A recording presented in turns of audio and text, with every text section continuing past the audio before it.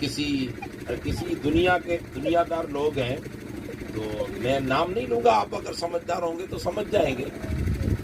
ہاں، سمجھانے کے لیے اتنا کہہ دوں کہ بہت بڑی پدھتی پہ راجکیہ لیول کے اونچ آدمی، پردھانوں کی صف میں اونچا آدمی، اس سے کسی نے پوچھا کہ لوگ آپ کے بارے میں کئی غلط ٹپڑیاں کرتے رہتے ہیں، تو آپ کچھ جواب تو دے دیں.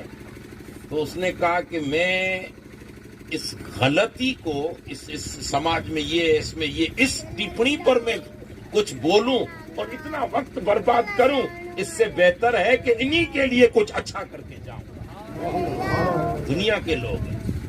اب ہم کتاب اٹھاتے ہیں، میں تو ان سب کو کہتا ہوں جو مولانا ہیں، جو مولوی صاحب ہیں، جو پڑھتے ہیں، جو کتابیں پڑھا رہے ہیں، جو مدرسے چلا رہے ہیں، کہ میاں جب تم حدیث پڑھی رہے ہو، کتابیں پڑھی رہے ہو، تو رسول اللہ صلی اللہ علیہ وسلم سے امت کو توڑنے کی باتیں ہی کیوں پڑھتے ہو؟ باتیں وہ پڑھو کہ کٹی ہوئی حضور کی امت واپس رسول اللہ سے جڑ جائے. سبحان اللہ. اور یہی ہماری عزت ہے دنیا اور آخرت میں. ہم جب تک اس بارگاہ سے جڑیں گے نہیں، ہمیں وہ عزت ملے گی نہیں. حضرت خالد بن ولید ٹوپی ڈھونڈ رہے تھے میدان جنگ میں. ٹوپی، اب وہ 10 15 20 50 100 کتنے کی ٹوپی ہوگی؟ زمین پہ اتر کے جنگ چل رہی ہے اور جنگ ہاتھوں سے جا رہی تھی. خالد بن ولید نے چھوڑ دیا تو جنگ ہاتھوں سے جا رہی اور وہ نیچے ٹوپی ڈھونڈ رہے. کسی نے کہا خالد کیا کر رہے ہو؟ جنگ ہاتھوں سے جا رہی ہے. کہا جا نہیں رہی، آپ واپس جنگ کو لانے کا راستہ ڈھونڈ رہا. کہا ٹوپی ڈھونڈ رہے ہو؟ کہا یہ معمولی ٹوپی نہیں، اس میں میرے رسول کے بال مبارک سیے ہوئے ہیں. ہماری فتح خالد بن ولید کے بازوں سے نہیں ہے. خالد جنگیں نہیں جیتتا، مصطفیٰ کے بالوں کی برکت سے جنگیں جیتتا. اب بال ٹوپی میں رکھ کے یہ عقیدہ، اب ان خالد بن ولید کا کیا فتویٰ لگاؤ گے؟ اب ذرا ان تمام مکاتب فکر سے میں بولتا ہوں کہ بھائی کیا فتویٰ دو گے مولوی صاحب؟ کہو گے خالد بن ولید نے شرک کیا معاذ اللہ تو باز تک فتویٰ لگاؤ گے؟ ارے یہی تو ہمارا دین ہے کہ ہم اپنے آپ کو، ہماری نسلوں کو حضور سے جوڑیں. اور حضرت وہ قصیدہ پڑھتے ہیں نا، مولا یا صلی وسلم دائما ابدا، قصیدہ بردہ شریف، یہ امام بصیری کا لکھا ہوا ہے. امام بصیری ایک جگہ پہ فرماتے ہیں، آپ کبھی کبھار ویسے درس نہیں دیتے تھے لیکن کبھی کبھار خطاب کرتے تھے. امام بصیری عرب کے بہت بڑے عالم تھے. تو امام بصیری کمایا، اصل کمائی یہ ہے کہ جب ہم حضور کی بارگاہ میں قیامت کے دن روبرو ہوں، اور یہی علامہ اقبال کا واقعہ ہے. آپ نے شاید سنا ہوگا کہ علامہ اقبال کے والد صاحب تھے میاں جی نور محمد. وہ سیدھے مزاج کے آدمی تھے. علامہ اقبال بڑے فلسفی عاشق رسول تھے.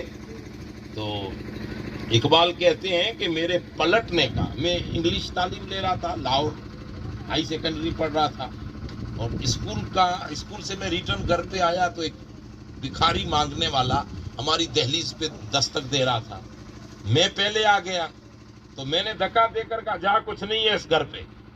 مطلب وہ بچپن تھا، کچھ معلوم تھا نہیں، بس 8-9 سال کی میری عمر تھی. میں نے یوں ہی چھیڑتی کر دی کہ جاؤ جاؤ یہاں کچھ نہیں ملتا ہے، آوازیں مت لگاؤ. اور ڈیلی بند تھی، میں سیدھا اندر چلا گیا.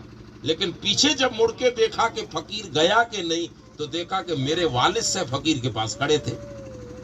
اور جو میں نے دھکا دیا وہ میرے ابو نے مجھے دیکھ لیا. اب وہ ہاتھ جوڑ کے، میں سن رہا ہوں، دیکھ رہا ہوں، میرے ابو مجھے نہیں دیکھ رہے، میں انہیں دیکھ رہا ہوں. لیکن ابو نے اس وقت دیکھ لیا جب میں دھکا دے رہا تھا. میرے ابو نے ہاتھ جوڑ کے کہا، اے فقیر، میرے پاس اس وقت اور کچھ نہیں ہے، میری پگڑی ہے، یہ بڑی پگڑی باندھ، یہ میری پگڑی ہے، تجھے دیتا ہوں. میرے بیٹے نے جو حرکت کی ہے اس کے لیے میں تجھ سے معافی مانگتا ہوں. تو اس نے کہا کہ فقیر نے کہا، اللہ کے بندے معافی کیا مانگنی ہے، ہم تو بھکاری ہیں، کہیں سے ملتا ہے کہیں سے دھکے ملتے ہیں، ہوتا رہتا ہے. تو کہا نہیں، تجھے دھکا دیا یا تو آگے جا کے کہیں کچھ کسی کو سنائے گا، اس لیے معافی نہیں مانگ رہا. معافی اس لیے مانگ رہا ہوں کہ قیامت کے دن اگر رسول اللہ نے مجھے پوچھا کہ اے نور محمد، میرا ایک امتی تیری گود میں بیٹا بنا کے دیا تھا، میرا ایک امتی تجھے بیٹے کی شکل میں دیا تھا، तूने उसे मेरा नहीं बनाया, अगर मेरा बनाया होता तो गरीबों को धक्के न देता बल्कि गरीबों पर रहमत जरूर करता। तो कयामत के दिन में हुजूर को जवाब क्या दूंगा? हम सब कुछ कमाए लेकिन अगर नस्लों में हुजूर का अदब न रहे तो कुछ नहीं कमाया।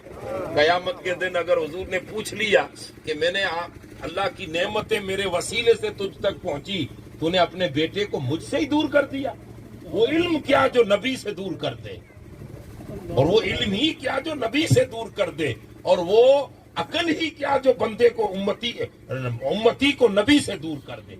इल्म वही इल्म, अकल वही अकल, दौलत वही दौलत, शोहरत वही शोहरत, सब कुछ वही है जो कटे हुए बंदे को अपने नबी से जोड़ दे।